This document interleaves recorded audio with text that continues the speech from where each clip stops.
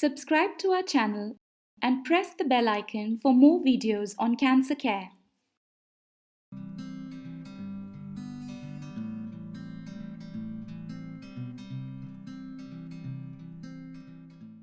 तो cervical cancer का मतलब है बच्चेदानी के मुंह का कैंसर।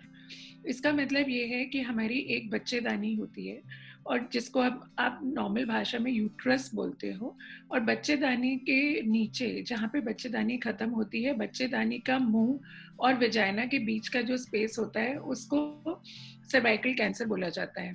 तो सर्वाइकल कैंसर का मतलब है बच्चेदानी के मुंह का कैंसर। ठीक है, यह बीमारी सर्विक्स क्योंकि सिर्फ औरतों के अंदर होता है, तो यह बीमारी सिर्फ औरतों को ही होती है। यह सर्वाइकल कैंसर मेल्स में नहीं होता है। तो सर्विकल कैंसर के जैसे कोई भी कैंसर होता है, उसके कुछ लक्षण होते हैं, सिम्टम्स होते हैं, वो समझना हमारे लिए बहुत जरूरी है। इसका मतलब ये है कि नॉर्मल औरतों को हर महीने पीरियड्स आते हैं या ब्लड ब्लीडिंग होती है वेजाइना से। सो अगर किसी को एक्सेसिव ब्लीडिंग होने लगे, मतलब जरूरत से ज्यादा बच्चेदानी के रास्ते से माहवारी बढ़ जाए, खून बहुत ज्यादा आने लगे, या आपका जो पेट में नीचे वाले हिस्से में थोड़ा दर्द रहने लग जाए, या बच्चेदानी के मुंह से गंदा पानी का डिस्चार्ज होने लग जाए, या अगर उनको कमर में दर्द होने लग जाता है और कुछ लोगों को पैरों में भी दर्द होता है, तो इसका मतलब है, या अगर आपको अपने हस्बैंड से इंटीमेसी करने के बाद, सेक्सुअल इंटीमेसी के बाद, या जैसे बोलते हैं कि आदमी से बात करने के बाद अगर एक धब्बा भी लगता है, स्पॉटिंग होती है, तो उसको हम नॉर्मल नहीं बोलते। मतलब आपको ब्लीडिंग ज़्यादा हो रही है, आपको ब्लीडिंग अपने नॉर्मल पीरियड्स के बीच में भी अगर ब्लीडिंग होती है, उसको हम इंटरमेंस्ट्रुअल ब्लीडिंग बोलते हैं। सो अगर इस तरह का कोई भी लक्षण है या सिम्टम है, तो हमें तुरंत अपनी डॉक्टर से जाके मिलना चाहिए। आप किसी भी कैंसर स्पेशलिस्ट से मिल सकते हैं, या आप गायनेकोलॉजिस्ट से, जो आपके फैमिली गायनेकोलॉजिस्ट हैं, उनको जाकर के इसके लिए दिखा सकते हैं। एक्चुअली सर्वाइकल कैंसर, अच्छी बात यह है कि आजकल हिंदुस्तान में सर्वाइकल कैंसर का इंसिडेंस बहुत कम हो रहा है। मतलब पहले अगर बहुत सारी औरतों को सर्वाइकल कैंसर होता था, तो अब सर्वाइकल कैंसर का इंसिडेंस कम होता जा रहा है।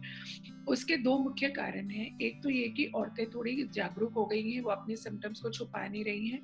दूसरी अच्छी बात यह है कि हमारे पास एक बहुत सिंपल सा टेस्ट है जिसको पैप स्मीयर बोलते हैं, उसके द्वारा इस कैंसर को बहुत जल्दी से पकड़ा जा सकता है। और तीसरी चीज, हमारे पास इसके लिए एक वैक्सीन भी है। सो अगर हम सर्वाइकल कैंसर, मुझे दुख सिर्फ इस बात का है कि इस बीमारी को बहुत जल्दी पकड़ा जा सकता है। कैंसर होने में कई साल लगते हैं और औरतों को हमें बहुत टाइम मिलता है कि हम अपने कैंसर को शुरू में ही पकड़ पाएं, बट उसके बावजूद हिंदुस्तान में ज़्यादातर औरतें 3rd या 4th स्टेज में आती हैं।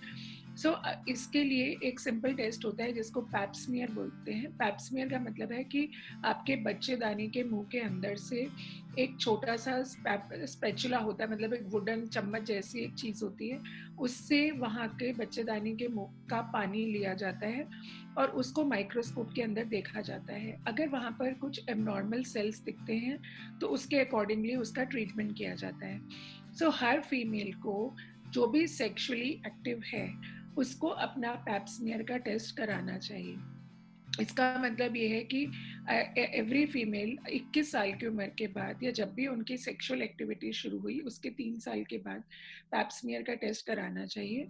कि 2 टाइप का होता है, एक लिक्विड बेस्ड पैप स्मीयर होता है और एक HPV DNA होता है। सो अगर आप लिक्विड बेस्ड पैप स्मीयर करते हैं, तो आप 3 साल तक लगातार साल में एक बार पैप स्मीयर का टेस्ट कराएं। अगर 3 साल तक वो नॉर्मल आता है, तो आप हर 3 साल में 65 साल की उम्र तक इसको करा सकते हैं। अगर 30 साल की उम्र के बाद HPV DNA का टेस्ट भी किया जा सकता है, बट HPV DNA का टेस्ट अकेला नहीं किया जाता और ना ही ये 30 साल से पहले किया जाता है। तो अगर आप liquid based pap smear plus HPV DNA दोनों का टेस्ट साथ में करते हैं, तो हर 5 साल में इस टेस्ट को करने की ज़रूरत है। इस चीज़ का भी ध्यान रखें कि जिन औरतों का बच्चेदानी निकाल दी गई है किसी भी वजह से, जैसे मान लीजिए फाइब्रॉइड के लिए सर्जरी हुई है, लेकिन अगर बच्चेदानी का मुंह नहीं निकाला गया है, सर्विक्स इंटैक्ट है, तो उन औरतों को भी अपना ये वाला टेस्ट, पैप स्मीयर का टेस्ट कराना चाहिए। हर फीमेल को 21-22 साल की उम्र से शुरू करने के बाद और 65 साल की उम्र तक ये टेस्ट कराना चाहिए। और खासतौर से अगर आपका यूट्रस निकल गया है लेकिन बच्चेदानी का मुंह नहीं निकला है, सिर्फ सिंपल हिस्टेरेक्टमी हुई है, तो भी औरतों को अपना ये टेस्ट कराना चाहिए। आज जैसे मैंने आपको पहले भी बताया कि आजकल सर्वाइकल कैंसर का इंसिडेंस कम हो गया है। उसका रीज़न ये है कि अब औरतों को 1 या 2 बच्चे नॉर्मली सब लोग करते हैं। अगर यह कैंसर ज़्यादातर उन लोगों में पाया जाता है जिनके बहुत सारे बच्चे होते हैं, जिनकी शादी बहुत जल्दी बचपन में हो गई, जैसे पहले 12-13 साल की उम्र में शादियां हो जाया करती थी, या अगर किसी की पुअर सोशो इकोनॉमिक स्टेटस है, अगर उनका जेनिटल हाइजीन अच्छा नहीं है, हम अपने इंटरनल ऑर्गन्स की अगर ढंग से सफाई नहीं करते हैं, या जो औरतें धूम्रपान करती हैं, स्मोकिंग करती हैं, उनको भी सर्वाइकल कैंसर का खतरा और आम जनता से थोड़ा ज़्यादा होता है। अगर हमें सर्वाइकल कैंसर का हो गया है, डाउट हुआ है, पैप स्मीयर का टेस्ट हमने करा लिया है, उसके बाद आपने मुझसे पूछा था कि हमें और कौन से टेस्ट कराने चाहिए इस बीमारी को पकड़ने के लिए। अगर हमें ये कैंसर हुआ है, किसी को भी ये कैंसर हुआ है, तो हमें एक अपना MRI पूरे पेट का कराना चाहिए। पूरे पेट का इसलिए ताकि उसमें हमें लिवर के बारे में, कोई पैरायोटिक लिम्फ नोड्स हैं, हड्डियों में कोई बीमारी तो नहीं है, उस सब के बारे में भी पता चलता है, और इससे हमें स्टेज का पता चलता है। तो आपकी गायनी की डॉक्टर इंटरनल एग्जामिनेशन करके भी आपकी स्टेज बताएगी, और MRI करके हमें ट्यूमर पहली स्टेज में है, उसका साइज कौन सा है, पहली स्टेज में है, दूसरी में है, तीसरी में है, या 4th स्टेज, जिसको हम आखिरी स्टेज बोलते हैं, वो हमें पता चलता है। कुछ केसेस में हमें होल बॉडी पेट स्कैन का एक टेस्ट होता है, जो पूरे शरीर का टेस्ट होता है, उसको भी किया जाता है एडवांस स्टेजेस में। और कोई भी कैंसर को डायग्नोज करने के लिए हम बायोप्सी की इम्पोर्टेंस को इग्नोर नहीं कर सकते। कभी भी किसी भी कैंसर का ट्रीटमेंट सर्वाइकल बायोप्सी के बिना शुरू नहीं किया जा सकता। इसका मतलब ये है कि बच्चेदानी के मुंह से जहाँ पर वो बीमारी है, उस हिस्से में से एक छोटा सा टुकड़ा लिया जाता है, जिसको माइक्रोस्कोप के थ्रू देखा जाता है, और उससे हमें वैरायटी ऑफ सर्वाइकल कैंसर पता चलता है। और ये आम लोगों के अंदर ये धारणा है कि अगर हम टुकड़ा लेंगे तो बीमारी फैल जाएगी। तो यहाँ मैं सब लोगों को ये बात बताना चाहती हूँ कि बायोप्सी लेने से या टुकड़ा लेने से कभी भी बीमारी फैलती नहीं है, बल्कि उससे हमारी बीमारी का सही पता चलता है, जिससे कि हम अपना सही स्टेज का पता लगा सकें, सही वैरायटी पता लगा सकें, और मरीज का सही इलाज कर पाए। I think that's the very very important question कि सर्वाइकल, बहुत ही कम ऐसे कैंसर्स हैं जिनके लिए हमारे पास एक वैक्सीन है। तो सर्वाइकल कैंसर उन कैंसर्स में से एक है। वैक्सीन का जो एक्चुअली में जो गाइडलाइंस हैं वो ये है कि 11 से 12 साल की उम्र में हमको ये वैक्सीन देनी चाहिए। बट कुछ गाइडलाइंस ये कहती हैं कि 9 साल की उम्र से इस वैक्सीन को दिया जा सकता है। मतलब ये है कि आप पेरेंट्स से, जब पेरेंट्स आपके बच्चे डॉक्टर के पास जाते हैं, तो पेरेंट्स को हम सर्वाइकल कैंसर वैक्सीन के बारे में जागरूक करना शुरू करें, और 10 या 11-12 साल की उम्र में सर्वाइकल कैंसर की वैक्सीन शुरू कर देनी चाहिए। यह अगर बच्ची आपकी 14 साल की उम्र तक है, तो हमें सिर्फ 2 ही वैक्सीन की डोजेस देनी पड़ती हैं।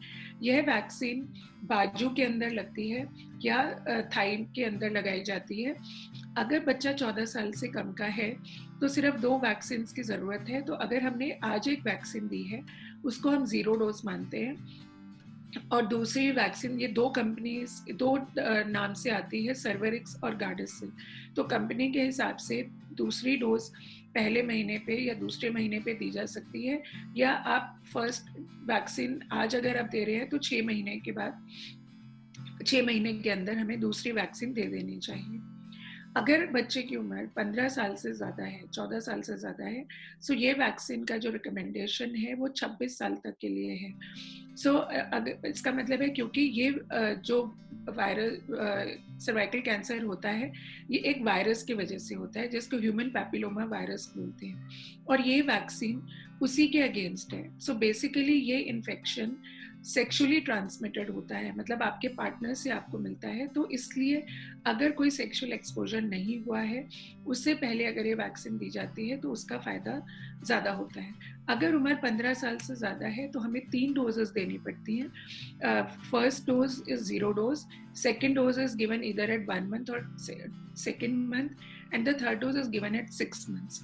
अगर किसी वजह से आपकी कोई एक डोज मिस हो गई है तो हमें पूरा का पूरा साइकिल दोबारा रिपीट करने की ज़रूरत नहीं है, और 1 साल के अंदर तक हम अगर वैक्सीन छूट गई है तो एक साल के अंदर तक हम तीनों डोजेस को दे सकते हैं। अब इसका एक और एक्सपैंडेड वैक्सीनेशन इम्यूनाइजेशन प्रोग्राम आया है, जिसका मतलब है कि 26 ईयर्स से 45 ईयर्स की एज तक भी इस वैक्सीन को दिया जा सकता है। बट उस टाइम पे ये वैक्सीन उतनी इफेक्टिव नहीं होगी जितना अगर आपको इन्फेक्शन नहीं हुआ है तो, क्योंकि ये वैक्सीन जो इन्फेक्शन हो जाता है उस इन्फेक्शन को ठीक नहीं करती, बल्कि इन्फेक्शन को होने से रोक देती है। So that's why it's important कि इन्फेक्शन होने से पहले ही इस वैक्सीन को लगवाया जाए। दूसरी चीज़ जो मैं बहुत इम्पॉर्टेंट यहाँ पे बताना चाहती हूँ वो ये है कि अगर आपने वैक्सीन लगवा ली है, इसका मतलब ये नहीं है कि अब आपको रेगुलर पैप स्मीयर करने की ज़रूरत नहीं है। अगर आपने वैक्सीन लगवाई है तो भी रेगुलर पैप स्मीयर कराना ज़रूरी है, क्योंकि वैक्सीन सर्वाइकल कैंसर की सारी टाइप्स को प्रोटेक्ट नहीं करती। सो इसलिए cervical cancer vaccination and screening, they should go hand by hand. वो दोनों चीज़ें इक्वली इम्पॉर्टेंट हैं, तभी हम सर्वाइकल कैंसर से जीत सकते हैं। सो सर्विकल कैंसर के, जैसे मैंने बताया, किसी भी कैंसर की 4 स्टेजेस होती हैं, और एक स्टेज 0 भी होती है जिसको प्री कैंसरस स्टेज बोला जाता है। सो अगर आप रेगुलर स्क्रीनिंग कराते हैं तो कैंसर को स्टेज 0 में यानी प्री कैंसरस स्टेज में भी पकड़ा जा सकता है। Stage 1 is the first stage and stage 4 is the last stage. So अगर पेशेंट का ट्यूमर साइज 4 सेंटीमीटर से छोटा है, मीन स्टेज 1 से छोटा अगर ट्यूमर है, उस केस में आप रेडिएशन का ट्रीटमेंट, जो कि किरणों का द्वारा ट्रीटमेंट होता है, आप रेडिएशन का ट्रीटमेंट भी कर सकते हैं और सर्जरी का ट्रीटमेंट भी कर सकते हैं। दोनों ट्रीटमेंट्स इक्वली इफेक्टिव होते हैं। बट अगर ट्यूमर स्टेज 2 में है या 4 सेंटीमीटर से बड़ा ट्यूमर है, उन केसेस में radiation is the main modality of treatment. Radiation का मतलब, कुछ पेशेंट्स में सर्जरी होने के बाद भी रेडिएशन की ज़रूरत पड़ती है, तो कुछ पेशेंट्स को स्टेज 1 में भी रेडिएशन की ज़रूरत पड़ सकती है। Stage 2B onwards, stage 2B से ऊपर अगर कोई भी स्टेज है तो उसमें रेडिएशन, तो हमें 2 टाइप का रेडिएशन दिया जाता है। एक होता है एक्सटर्नल रेडिएशन और एक होता है इंटरनल रेडिएशन। एक्सटर्नल रेडिएशन का मतलब है कि आपके 25 या 28 रेडिएशन की सेटिंग्स होती हैं, एक्सरे के द्वारा ट्रीटमेंट होता है, पेनलेस ट्रीटमेंट होता है। पेशेंट को हफ्ते में 5 दिन रोज अस्पताल जाना होता है, 5 मिनट का ट्रीटमेंट होता है, वो ट्रीटमेंट कराते हैं, और उसके साथ में हफ्ते में एक बार कीमोथेरेपी यानी ग्लूकोज में इंजेक्शंस दिए जाते हैं, जो कि हफ्ते में एक बार दिया जाता है। तो 5 या 6 डोजेस वीकली कीमोथेरेपी की दी जाती है। जब ये 5 हफ्ते का ट्रीटमेंट खत्म हो जाता है, उसके 2 हफ्ते के बाद इंटरनल रेडिएशन का ट्रीटमेंट किया जाता है, जिसको ब्रेकीथेरेपी बोलते हैं। उसमें एक छोटा सा एप्लीकेटर होता है जो बच्चेदानी के मुंह पर रखा जाता है, और उसके थ्रू रेडिएशन डिलीवर की जाती है ताकि आसपास के नॉर्मल टिश्यूज के ऊपर कोई डैमेज ना हो। डिपेंडिंग ऑन योर स्टेज, जो ब्रेकीथेरेपी का ट्रीटमेंट होता है, it can be intracavitary brachytherapy, जिसमें एक एप्लीकेटर बच्चेदानी के अंदर रखा जाता है, या एक और टाइप का एप्लीकेटर होता है जिसको इंटरस्टिशियल ब्रेकीथेरेपी भी बोला जाता है। सो दोनों में से वो आपके डॉक्टर डिसाइड करेंगे कि कौन सा ट्रीटमेंट आपके लिए सेफ है। कुछ ऐसे भी मरीज हमारे पास आते हैं, अगर स्टेज 4 है तो पेशेंट का ट्रीटमेंट मेनली कीमोथेरेपी होता है, और रेडिएशन का ट्रीटमेंट ब्लीडिंग को रोकने के लिए, या अगर मान लीजिए बीमारी कहीं हड्डी में चली गई है, कहीं और चली गई है, उस जगह के लिए दी जा सकती है। कुछ मरीज हमारे पास ऐसे आते हैं जिनका पहले सर्जरी का ट्रीटमेंट हुआ है और उनको दोबारा से कैंसर वापस अगर आ जाता है, उन केसेस में भी रेडिएशन दोबारा यूज किया जा सकता है। So radiation and chemotherapy, they are the main modalities of treatment for cervical cancer from stage 2B onwards. उस first stage में surgery and radiation both are equal treatments. और ये बात समझनी जरूरी है कि external radiation and internal radiation, both treatments are equally important. हम ये नहीं है कि सिर्फ एक्सटर्नल रेडिएशन लेके अपना ट्रीटमेंट छोड़ दें, क्या हम सिर्फ इंटरनल रेडिएशन कराएं, ऐसा नहीं हो सकता। आपको एक्सटर्नल रेडिएशन, इंटरनल रेडिएशन और कीमोथेरेपी पूरा का पूरा अगर हम ट्रीटमेंट करेंगे तो ये पेशेंट्स काफ़ी ज़्यादा मात्रा में बिल्कुल अच्छे हो जाते हैं और बिल्कुल नॉर्मल लाइफ जीते हैं। ये धारणा गलत है, क्योंकि ये डिपेंड करता है कि आप कौन सी ट्रीटमेंट मशीन पे ट्रीटमेंट ले रहे हैं। जैसे जो आजकल मॉडर्न लीनियर एक्सेलरेटर्स हैं, उसमें स्किन बर्न्स नहीं होते, सिर्फ चमड़ी का रंग हल्का फुल्का काला होता है, वो भी 2 हफ्ते के अंदर बिल्कुल नॉर्मल हो जाता है। सो आप इस रेडिएशन के ट्रीटमेंट से बिल्कुल नहीं घबराइए, काफ़ी सेफ ट्रीटमेंट है। और हमारे पास अब आजकल ऐसी लेटेस्ट रेडिएशन की टेक्निक्स हैं, जैसे intensity modulated radiation therapy, IMRT, या IGRT, image guided radiation therapy, जिनके द्वारा हम रेडिएशन को मेनली ट्यूमर के ऊपर फोकस करते हैं और मरीज का ब्लैडर, मतलब पेशाब की थैली, लैट्रिन का रास्ता, बोन मैरो, हड्डियाँ, उन सबको रेडिएशन के साइड इफेक्ट से बचा देते हैं। सो आजकल हमारी रेडिएशन टेक्निक्स बहुत सोफिस्टिकेटेड और बहुत एडवांस्ड हैं, जिनसे थोड़ा बहुत पेशेंट को लूज मोशन हो सकते हैं, बट उन सब के लिए ट्रीटमेंट्स हमारे पास इफेक्टिव ट्रीटमेंट्स हैं। जहाँ तक ब्रेकीथेरेपी की बात है, सो ये थोड़ा सा पेनफुल ट्रीटमेंट होता है, लेकिन ये अंडर एनेस्थीसिया किया जाता है, सो इसलिए पेशेंट को कोई दर्द महसूस नहीं होता। And as I said before also that brachytherapy is a very very important treatment of carcinoma cervix. हम सर्विकल कैंसर के पेशेंट को सिर्फ एक्सटर्नल रेडिएशन से ठीक नहीं कर सकते, सो ब्रेकीथेरेपी भी इक्वली इम्पॉर्टेंट है।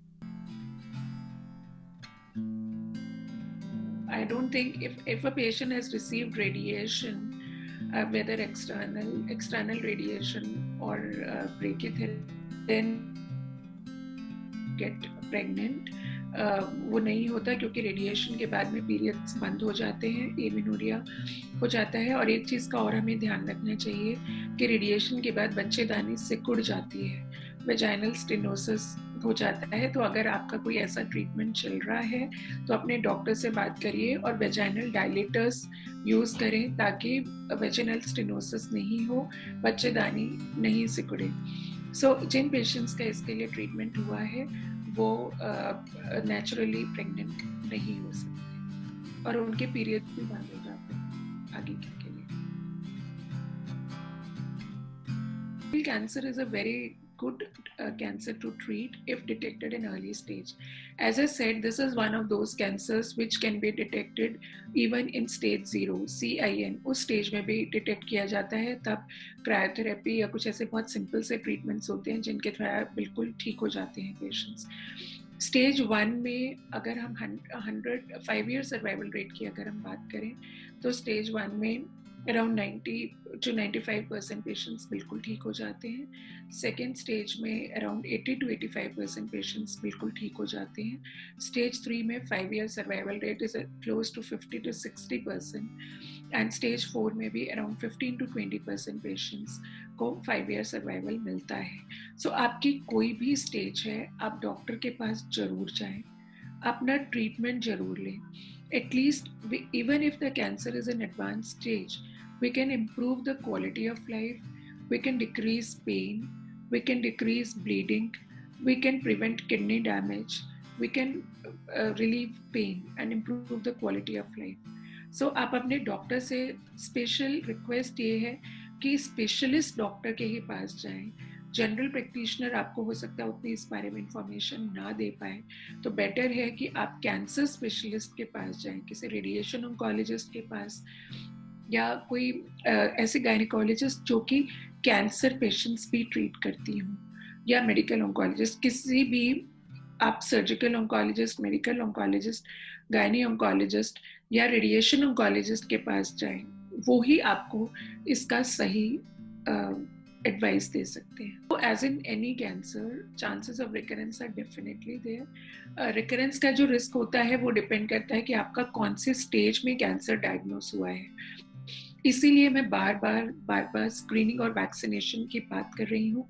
सबसे इम्पॉर्टेंट ये है कि आप एजुकेट करें, अपने बच्चों को एजुकेट करें against unhealthy sexual practices, because as I said, this cancer happens because of HPV infection which is transmitted from a male partner to a female partner.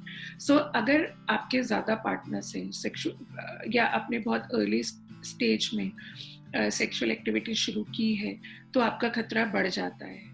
सो अपने बच्चों को एजुकेट जरूर करें, वैक्सीनेशन जरूर लगवाएं और स्क्रीनिंग कराएं, क्योंकि स्क्रीनिंग से हम प्री कैंसर स्टेज में भी कैंसर को पकड़ सकते हैं. तो अगर कैंसर स्टेज 0 में या स्टेज 1 में डिटेक्ट हुआ है तो 100% ठीक होने के चांसेस बहुत अच्छे हैं. बट अगर कैंसर सेकंड या थर्ड स्टेज में या फोर्थ स्टेज में डिटेक्ट हुआ है, उनमें रिकरेंस के चांसेस बहुत हाई होते हैं. मतलब एक बार ठीक होने के बाद भी बीमारी के वापस आने का खतरा रहता है. सो अगर आपने पूरा सक्सेसफुली अपना ट्रीटमेंट कर भी लिया है, तो जब आपके डॉक्टर आपको फॉलोअप के लिए बुलाते हैं, उस टाइम पे रेगुलरली अपने फॉलोअप्स के लिए जाएं. जिस टाइम पे फिजिकल चेकअप कराएं, गायनी चेकअप कराएं, और जब ज़रूरत पड़े ultrasound, CT scan, MRI scan, जैसे ज़रूरत पड़े उसको कराते रहें. और अगर ट्रीटमेंट के बाद दोबारा से डिस्चार्ज शुरू हो जाता है या ब्लीडिंग शुरू हो जाती है, तो उसको इग्नोर नहीं करें और इमीडिएटली अपने डॉक्टर से संपर्क करें. So that's a very important question, because as I said कि सर्वाइकल कैंसर के पेशेंट्स हमारे ठीक हो जाते हैं, और किसी भी बीमारी में के तरह कैंसर में ये सबसे ज़रूरी है कि हम पेशेंट को अच्छी क्वालिटी ऑफ लाइफ दें. मतलब उनकी वो पहले से भी ज़्यादा खुश रहें, अपनी लाइफ को हंसते खेलते जिए. सो क्वालिटी ऑफ लाइफ अच्छी के लिए पेशेंट्स को, जो as I said early stage में जो पेशेंट्स होते हैं वो बिल्कुल ठीक हो जाते हैं, उनमें कई बार बीमारी बिल्कुल भी वापस नहीं आती. बट सर्वाइकल कैंसर में जैसे मैंने बताया कि वेजिनल स्टेनोसिस का रिस्क थोड़ा हाई होता है, और उसकी वजह से वजाइना भी थोड़ा ड्राई हो जाता है. सो उसकी वजह से थोड़ा सेक्सुअल इंटीमेसी में पेशेंट्स को प्रॉब्लम आती है. सर्जरी में ये वाले चांसेस थोड़े कम होते हैं, बट रेडिएशन में थोड़े से साइड इफ़ेक्ट्स ज़्यादा होते हैं. सो आप अपने डॉक्टर से बात करें, और कुछ लुब्रिकेटिंग जेलीस हैं या वजाइनल डायलेटर्स हैं जो पेशेंट्स यूज़ करते हैं, तो उनका बच्चेदानी का सिकुड़ना कम होता है. उसके बाद वो नॉर्मल सेक्सुअल एक्टिविटी भी कर सकते हैं. तो अगर आपको ऐसी कोई समस्या है तो ज़रूर अपने डॉक्टर से बात करें, क्योंकि बहुत सारी सेक्सुअल प्रॉब्लम्स के लिए पेशेंट्स डॉक्टर से बात नहीं करते. सो अगर आपको ऐसी कोई समस्या है तो प्लीज़ अपने डॉक्टर से कंसल्ट करें. They will come up with some solution and advise you accordingly. For diet, I would say that's कि सारे ही कैंसर पेशेंट्स के लिए, इनफैक्ट कोई सर्वाइकल कैंसर पेशेंट्स के लिए कोई स्पेसिफिक डाइट तो मैं नहीं बता पाऊंगी, but everyone should have good diet का मतलब है कि आपको 8 से 10 ग्लास पानी जरूर पीना चाहिए. Introduce a lot of colour in your diet, मतलब खूब सारे फ्रूट्स एंड वेजिटेबल्स. आप कम से कम 5 तरह के फ्रूट्स खाएं, उनका introduce a lot of colour, मतलब खूब सारे ग्रीन लीफी वेजिटेबल्स लें. Green capsicum, yellow capsicum, red capsicum, ये सब they are very rich in antioxidants. So ये या जैसे सिट्रस फ्रूट्स हैं, बेरीज हैं, वॉलनट्स हैं, वॉलनट है, जिंजर है, अदरक है, प्लस हल्दी है. ये सारी चीज़ें थोड़ा सा they are considered to be good for prevent, they are known as anti cancer foods. So आप ड्राई फ्रूट्स भी ले सकते हैं. और इन पेशेंट्स में खासतौर से क्योंकि रेडिएशन मिलता है और वहाँ पर हमारे हिप एरिया में बहुत सारा बोन मैरो होता है जिसके ऊपर रेडिएशन जाता है, तो इन पेशेंट्स को कैल्शियम और विटामिन डी जरूर लेना चाहिए ताकि इनकी हिप बोन्स वीक नहीं हो. सो अपना दूध जरूर लेते रहें और फिजिकल एक्टिविटी करें, एक्सरसाइज करें, रेगुलर चलते रहें, थोड़ा योगा करें ताकि आपकी बोन्स में स्ट्रेंथ बनी रहे. और जंक फूड अवॉइड करके हेल्दी फूड खाएं, थोड़ा प्रोटीन अपनी डाइट में ज़्यादा लें. सोया प्रोडक्ट्स का आप इंटेक बढ़ा सकते हैं. Carrots are good. तो ये कुछ ऐसी चीज़ें हैं जो हम अपनी डाइट में इंट्रोड्यूस करें. फ्लैक्स सीड्स है, दे आर ऑल्सो बेटर. तो इन सब हम छोटी छोटी चीज़ों का थोड़ा सा ध्यान रखें तो हम खुश भी रहेंगे और बाकी बीमारियों से भी थोड़ी निजात मिलेगी. So, as I've been stressing again and again, to decrease the risk, first and foremost is healthy sexual practices. Person has to be faithful to the partner, which is very important. So, because early sexual activity, multiple sexual partners, uh, multiple children, they are a risk factor. Don't smoke.